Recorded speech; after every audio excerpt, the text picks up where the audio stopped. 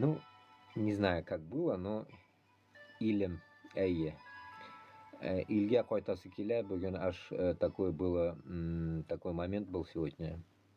Короче, какая-то новость такая, типа, то ли в телеге, то ли где-то новость такая, да, что...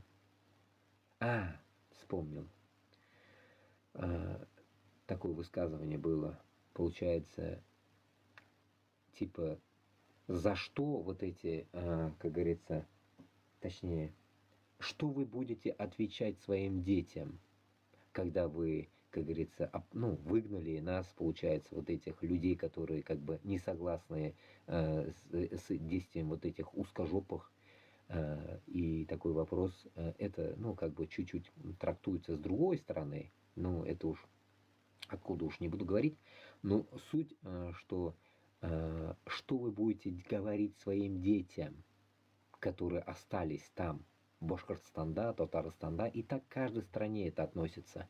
Да, интересно, вот этот лозунг, сказанный этой женщиной, интересно.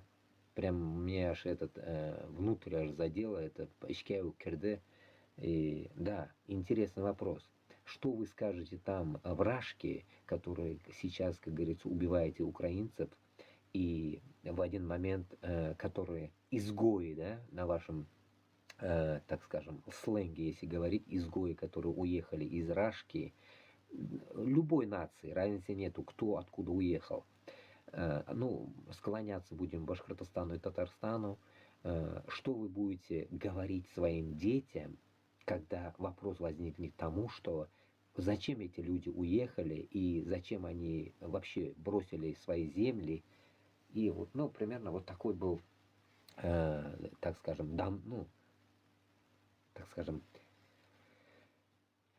слова такие были, да, ведь вот что вы будете говорить, вот что вы будете говорить, допустим, вот идет такое давление с государства, и какое-то время, через какое-то время это все государства, так скажем, им рассказывать, почему этот пол Башкортостана, получается, сидит в тюрьме, в Татарстане сидят в тюрьме, в Ичкерии, в Дагестане сидят в тюрьме, в других местах сидят в тюрьме, узкожопые даже сидят в тюрьме.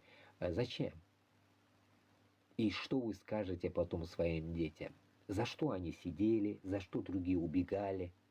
Интересно, да, этот вопрос? И вот этот вопрос прям, я считаю, что, ну, безответен в данный момент. Они не смогут ответить за него. Они могут сказать: да, мы были манкуртами, что ли, поэтому вас мы ненавидели, поэтому мы истребляли украинцев. Да, мы были с ними. Да, мы были с фашистами, с нацистами, подобие Путина и так далее. В свое время Гитлер, сейчас Путин и так далее. Мы, да, уничтожали, да. Мы уничтожали их. А зачем? Вопрос задаст ребенок или дети. Вообще, кто-то задаст через 20 лет, 30 лет. Зачем это нужно было? Ответа не будет. Или будет опять-таки лицемерие, лживые какие-то ответы всего лишь будут, и все. Вот вам та ситуация, которая сейчас диктует, как говорится, нам этот узкий мир. В узком мире, получается, вот такая трактовка идет, что сказал, посадили. А вот потом ответы невозможно будет найти. Зачем, почему, непонятно.